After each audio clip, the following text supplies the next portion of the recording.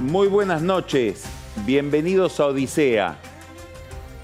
Falleció Franco Macri, el padre del presidente, y apareció entre la infinidad de condolencias que recibió el presidente y su familia por la muerte de Franco Macri, una condolencia de Cristina Kirchner. ¿Qué es lo que llama la atención de ese saludo? Que haya llamado tanto la atención. Los portales de noticias lo publicaron como si fuera algo absolutamente inesperado en el marco de la política argentina, que muriendo el padre del presidente, la expresidenta y la figura más visible de la oposición emite un mensaje muy lacónico, por otra parte, de pésame. ¿Por qué llama tanto la atención? Porque la Argentina parece haber ingresado, al ingresar al año electoral, no a una competencia. La política argentina entró a una guerra.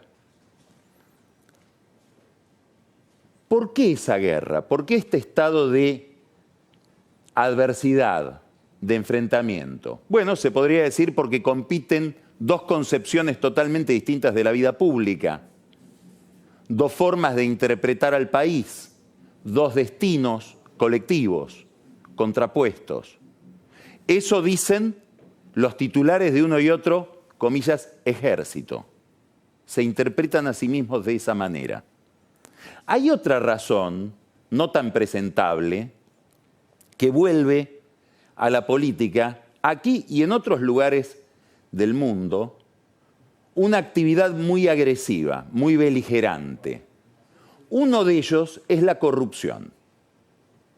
Cuando un político, cuando disputa el poder, está disputando a su vez su libertad personal o la posibilidad de caer bajo una sanción penal o evadirse de ella, la guerra o la competencia se vuelve guerra. La competencia política, la rivalidad, se vuelve muchísimo más acérrima, más agresiva. Y hoy el kirchnerismo está ante esa posibilidad, cuyo espejo exagerado lo tenemos en Venezuela. Una de las razones por las cuales la política venezolana está al borde casi de lo que parece una guerra civil, hoy volvió Guaidó y no se sabe si en estas horas no lo meterán preso, es que Maduro y todo el régimen de Maduro teme que con la pérdida del poder pierdan también la libertad. En esta situación está buena parte del peronismo opositor identificado con Cristina Kirchner. Pero en la misma situación parece estar también Cambiemos o el presidente y su grupo, con independencia de las causas judiciales que tengan abiertas. ¿Por qué? Porque en el entorno de la expresidenta hay figuras importantes que prometen, si llegan al poder, venganza. Concretamente, una de esas figuras, cuyo hijo está en el Vaticano compartiendo lo que se llama la cultura del encuentro, que predica el Papa Bergoglio, Hugo Moyano, el hijo es Pablo, Hugo Moyano, que es hoy, o se presume que es, uno de los grandes financistas de la carrera electoral de Cristina Kirchner y de su grupo, Hugo Moyano a sus amigos les dice: yo ya pedí el ministerio que quiero ocupar si volvemos al poder. Es el ministerio de la venganza.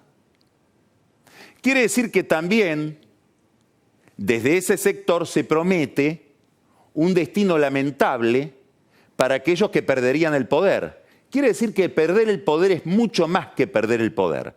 Puede significar perder la libertad, perder fortunas. Y eso es lo que vuelve a la competencia mucho más agresiva. Cuando la competencia electoral adquiere este formato, adquiere esta dinámica, adquiere a su vez varias características. La primera de ellas es bastante obvia, se vuelve casi automática. Todo lo que perjudica a beneficia automáticamente a B con mérito o sin mérito, y viceversa. Lo que perjudica a beneficia a B y al revés, lo que beneficia a B perjudica a. Es una competencia prácticamente automática. La segunda característica es que los líderes, y esto lo vamos a hablar después con Juan Germano, que integra la consultora Isonomía, que se especializa en opinión pública, los líderes se van radicalizando en su discurso. Empiezan a hablarle mucho más a su base más ortodoxa, más fiel, que a aquellos a los que supuestamente deberían conquistar. Esto lo estamos viendo no solo en el kirchnerismo, sino también en el discurso presidencial. Cada uno construye o provee el relato que están esperando o que están necesitando para discutir al otro día en el café a la mañana sus feligreses más convencidos. Y hay otra característica que la estamos viendo hoy en el centro de la escena pública, que adquiere la política cuando se vuelve tan beligerante, tan agresiva, y es la incomunicación entre un sector y el otro, la incomunicación entre quienes compiten. Y de este rasgo se desprenden una cantidad de peculiaridades. La primera de ellas es, dada la incomunicación, se empiezan a elaborar o a imaginar las peores hipótesis sobre lo que está pensando el otro. Y se termina pensando o suponiendo que el otro está en un complot siniestro. Y como no hay diálogo, como no hay comunicación, la forma de acceder a la información que permitiría saber en qué anda el otro y eventualmente desbaratar ese complot es el espionaje.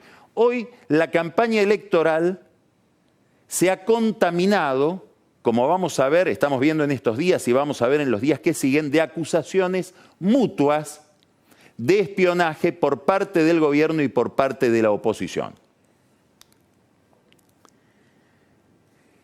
Obviamente, Macri y Cristina Kirchner son las figuras principales, siguen siendo las figuras principales desde el 2015 en adelante de la escena política. Otra pregunta para Juan Germano: ¿por qué el 2019 se parece tanto al 2015? ¿Por qué ha cambiado tan poco el formato de la política? Macri tiene una vulnerabilidad evidente y es la vulnerabilidad a la cual apuntan sus adversarios. Es la economía, son los números. Los números vienen distintos de lo previsto, distintos de lo que había prometido el gobierno, sobre todo el número de inflación. De eso vamos a hablar con Germano, pero después nos vamos a dedicar específicamente a hablar de inflación con Marcos Buscaglia. Y la recesión no solo es más cruda, sino que es más larga de lo previsto. No es un fenómeno peculiar o exclusivo de la Argentina. Si uno mira a Brasil, está pasando lo mismo. Los números buenos que esperaba el mercado, los números buenos que esperaba el gobierno, tardan en llegar. Probablemente, y es una hipótesis, porque los mecanismos naturales de la economía están interferidos por un problema que es político: falta de confianza. No se sabe hacia dónde va el rumbo general de la política. Esto sucedió y sucede en Brasil, donde Bolsonaro es una incógnita, inclusive para el propio Bolsonaro, todavía no se sabe qué va a hacer de ese cóctel, y también en la Argentina, donde hay una enorme incógnita política en medio de este proceso electoral. Aún así, el gobierno se entusiasma con algunos números que probablemente conozcamos en los próximos días, esta semana o la que viene. Números que tienen que ver con nivel de actividad industrial y nivel de actividad en la construcción, sobre todo por despachos de cemento. En el gobierno suponen, a diferencia de sus críticos, que empieza a haber un principio de recuperación de la economía. La inflación es otro problema. La inflación es otro problema. Admiten en el oficialismo que los números vienen mucho peor de lo que se imaginaban, aun cuando crean en una tendencia decreciente. Este es el panorama con que mira el paisaje económico Macri y su equipo. Ahora, con independencia de esa interpretación y con independencia de quién tiene la razón, si el gobierno que pronostica una recuperación o muchos economistas, no solo opositores, sino también de Cambiemos, que pronostican que esto va a seguir siendo un camino muy escabroso, hay una pregunta obvia. ¿Cuánto afecta esta situación económica a Macri, que es el único candidato de Cambiemos? Esto puede ser una ventaja o una desventaja. En la otra orilla, el kirchnerismo todavía no mostró todas las cartas. Y Cristina Kirchner, con extraordinaria sagacidad, juguetea con qué va a ser y con qué no va a ser candidata, y esa es una incógnita importantísima en este juego. Ahora hay una pregunta no tan obvia, que uno la ve circular mucho menos en el análisis político, y es no cuánto va a afectar esta situación económica al candidato Macri, sino previo a eso, ¿cuánto va a afectar esta situación económica a Cambiemos como organización política? ¿Por qué? Porque el malestar económico está produciendo ruidos internos dentro de la coalición. Y uno de los ruidos principales tiene que ver con la vida del radicalismo. Hay un sector del radicalismo, identifiquémoslo con, por ejemplo, Ricardo Alfonsín, que probablemente en sus sueños está asumir otra orientación electoral y aliarse, por ejemplo, con Labaña. No sería algo raro, porque Labaña ya fue candidato del radicalismo en el año 2007. Mucho antes fue funcionario del radicalismo con Raúl Alfonsín. Frente a esta amenaza de disidencia o de secesión, otros radicales le dicen a Macri: si no abrís el juego a un mayor debate interno dentro de Cambiemos, si no permitís que el sentido crítico, que el malestar, que las reservas que puede haber con el gobierno dentro del propio Cambiemos se canalice dentro de Cambiemos, estás vos facilitando por tu rigidez que un grupo se separe. Parte de esta idea se expresó hoy en una reunión que tuvo la principal dirigencia radical en la provincia de Corrientes, donde se ratificó la pertenencia a Cambiemos, pero se dijo: hay disconformidad, y esa disconformidad admite todos los formatos dentro de Cambiemos. ¿De qué estoy hablando? De la posibilidad de que haya una interna por la candidatura presidencial. Es algo que Macri conoce a la perfección, y si no lo conoce, lo terminó de conocer en su viaje a la India, porque en el viaje en avión entre India y Vietnam, Martín Lustó se lo explicó con todas las letras. Probablemente a Macri no le haya gustado la idea de Lustó de una interna presidencial, donde el radicalismo llevaría a un candidato distinto de Macri para competir contra Macri, aún sabiendo que pierden, y ese candidato podría ser el mismo Lustó. Pero la escuchó asociada a un diagnóstico bastante crítico sobre la situación económica, y contestó con otro juego. Le dijo: Martín, vos vas a ser candidato a presidente, estás destinado a eso, pero por ahora, ¿por qué no competís contra Horacio Rodríguez Larreta en la capital? Y esa propuesta de Macri, que beneficia a Macri porque sería Lustó un afluente de Larreta en un caudal que termina en la candidatura del propio Macri, no es una buena idea para Larreta, que le gustaría tener como contrincante más nítido a un candidato kirchnerista. Pero ¿por qué Macri sugiere esto? Porque no se siente obligado a cuidarlo a Larreta. Y probablemente se sienta poco obligado también a cuidarla a Vidal. ¿Por qué razón? Porque también estas relaciones se resintieron dentro de, no solo Cambiemos, sino dentro del PRO. Y se resintieron cuando tanto Larreta como Vidal le plantearon a Macri, asociados a Nicolás Caputo, al socio o ex socio de Macri: cambiemos de orientación la política del gobierno, echalo a Peña y echalo a Duhovne. Desde ese momento, que fue el 2 de septiembre del año pasado, alrededor de la política económica hay también un debate de poder. Los que terminen triunfando con esta política económica le pasarán la factura a los que sugirieron ese reemplazo, y si esta política económica no termina triunfando, recibirán la factura de esos otros. Quiere decir que el malestar económico no es indiferente para la estructura general del oficialismo. Produce fisuras, produce tensiones que se tratan de disimular. A veces afloran en Neuquén, que es la elección importantísima que se va a celebrar el domingo que viene, seguramente muy importante porque ahí está Vaca Muerta, que es un ente internacional que se mira mucho desde el exterior. Ahí hay una tensión importante entre el PRO, entre la Casa Rosada y los radicales que sostienen a Pechi Quiroga, y la Casa Rosada, que si bien no negó la candidatura de Quiroga, tomó al gobernador Omar Gutiérrez, que va por la reelección y que es del partido provincial, el Movimiento Popular Neuquino, casi como un candidato propio. Otra tensión se ve en Córdoba, donde el sector radical de Mario Negri no se pone de acuerdo con el sector radical de Ramón Mestre por la candidatura a gobernador. Uno es diputado nacional, muy prominente, el otro es el intendente de la ciudad de Córdoba. Mestre quiere una interna, Negri no está de acuerdo, alegan problemas logísticos y la Casa Rosada interviene abiertamente a favor de Negri.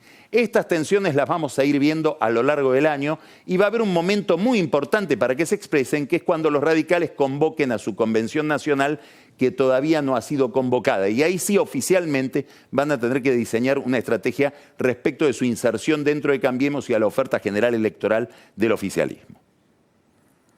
Esto es el problema economía, Cambiemos. Un problema que no estaría si la economía se hubiera comportado como el gobierno había pensado y prometido desde el primer día. El problema de Cristina es otro. El problema de Cristina centralmente es la corrupción, que afecta muchísimo, moviliza muchísimo el voto urbano de los grandes centros urbanos. Vuelvo a prometer un tema de conversación con Juan Germano. Aparentemente nunca Cristina estuvo tan mal que cuando se publicó la primicia en el diario La Nación de los cuadernos de Centeno. A partir de ahí ella sabe que la campaña electoral está entrelazada con una peripecia muy desagradable para ella, que es judicial, y puede coexistir esa campaña electoral en el peor momento con algún tramo del juicio oral y público de la causa de los cuadernos.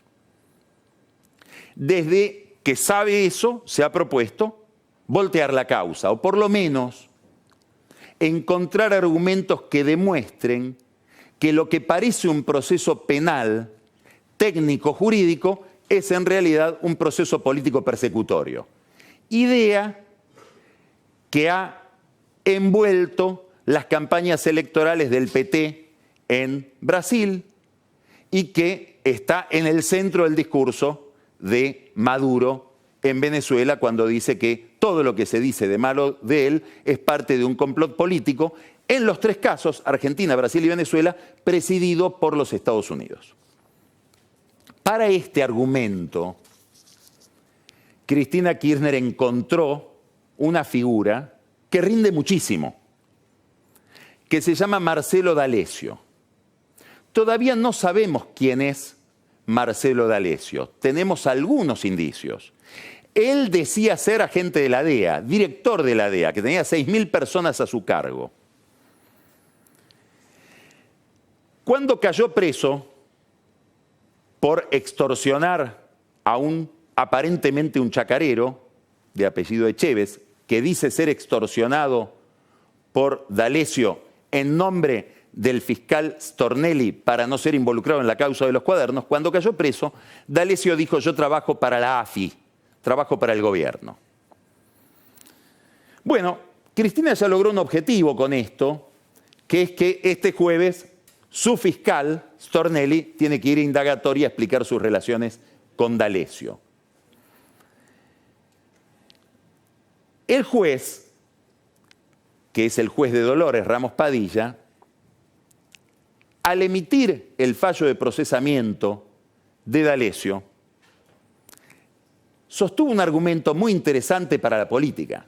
Dice acá, bueno, podría haber una extorsión, yo no lo creo, dice, del fiscal Stornelli, no creo que sea así, pero en realidad sería lo de menos, aún siendo grave. Lo importante que hemos encontrado a través de D'Alessio es que D'Alessio, como una especie de arrepentido del otro lado, un arrepentido que le rinde en su arrepentimiento al kirchnerismo, dice ser un espía. Dice trabajar para los servicios del gobierno. Dice, mientras lo allanamos, quiero hablar con Gustavo Arribas, el jefe de la AFI, el mejor amigo de Macri. Quiero hablar con Patricia Bullrich, la ministra de Seguridad. Y algo de cierto en todo esto hay, porque el juez Ramos Padilla, al allanar la casa de D'Alessio, en un allanamiento que aparentemente fue impecable, encontró 43 bolsas de residuos, llenó 43 bolsas de residuos con aparentes pruebas que tienen que ver con actividades ilegales de espionaje por parte de este personaje bastante insólito, por otra parte. Este miércoles, se va a conocer otro material, porque parte de lo que se conoce de D'Alessio es nada más que de un celular de él. Ahora se han examinado 9 celulares más, era un genio de la comunicación, y 5 computadoras. En todo este conjunto de dispositivos habría también cantidad de material que demostraría que D'Alessio era, se lo llama elegantemente, un agente inorgánico de un servicio de inteligencia. Era un buchón. Lo que en la vieja terminología de la calle la policía llamaba un soplón, o algo más, porque se ve que él mismo no solamente proveía información, sino que hacía trabajos de espionaje. D'Alessio dijo, yo trabajo para 2 comisarios, Bogolyuk y De Gastaldi. ¿Existen? Sí, existen.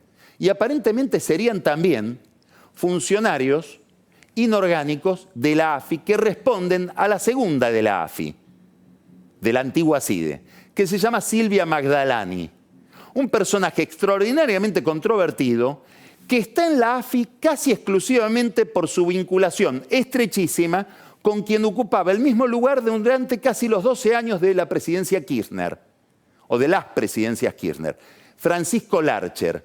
Es decir, acá lo que encontramos, por eso en alguna medida el kirchnerismo al revelar todo esto, o el juez al revelarlo y el kirchnerismo aprovecharlo se autoincrimina, es una extraordinaria continuidad en el inframundo de la política.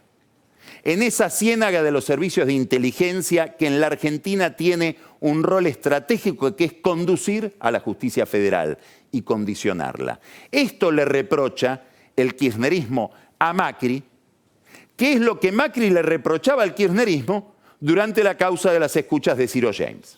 Es decir, es una circularidad que habla de la calidad de las instituciones argentinas.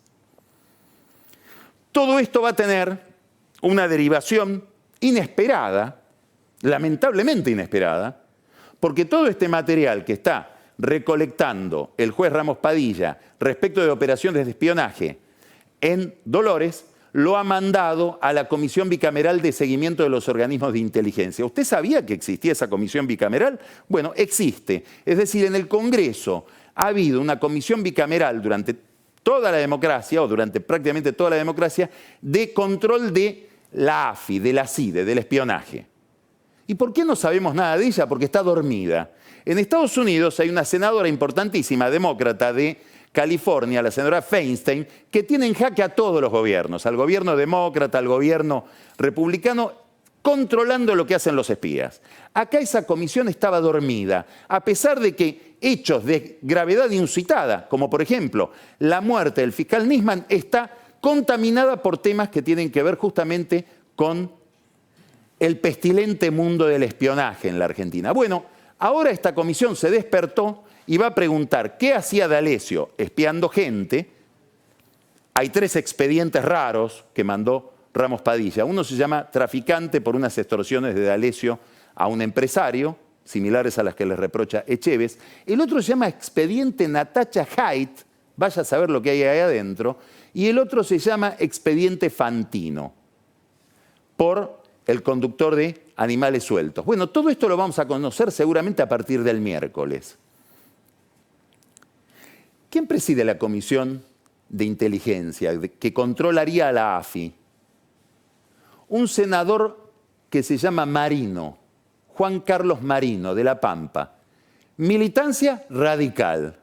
Reconectamos.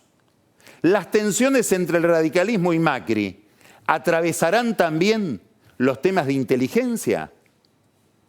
Carrió habló de que ella recibió en un sobre de manos anónimas escuchas a los presos kirchneristas que están en Ezeiza, escuchas por supuesto ilegales, porque no hay ningún derecho a escucharle a un preso lo que habla con su abogado, con su mujer o con su amante o con su testaferro, si no hay una intervención judicial. Los radicales querrán saber cómo es que Carrió quedó mezclada con estas operaciones. ¿Qué quiero decir con esto? Que la batalla electoral interna de Cambiemos y de la relación Cambiemos-Kirchnerismo está atravesada una vez más por cuestiones tan difíciles de desentrañar como las que tienen que ver con el espionaje. Esto es la parte más negativa, es la parte más repugnante de la polarización. La polarización ha introducido en la Argentina y en otros países una dinámica impensada en otro momento. ¿Cuál era el interés de un candidato tradicionalmente en la política? Ir al centro. En general los candidatos competían por llevarse el voto del centro. ¿Cómo? Asumiendo argumentos parecidos al de su rival, tomándole al rival lo que mejor tiene el rival en su oferta, lo que mejor tiene el rival para ofrecer. Hoy la política, en la Argentina, en Brasil, en Venezuela, en los Estados Unidos, en España, en Italia, en Alemania, en casi todo Occidente, tiene otra lógica.